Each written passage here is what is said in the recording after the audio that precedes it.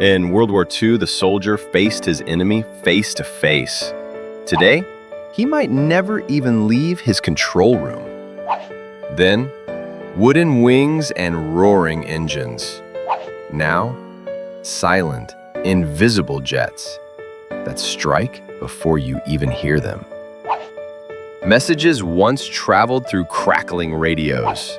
Now, war is waged through data streams and satellites. Spies once risked their lives in the shadows. Today, AI watches everyone without ever blinking. Yesterday's battlefields were mud and blood. Today's? A computer screen with a blinking red dot. From bullets and steel to drones and smart bombs guided by algorithms.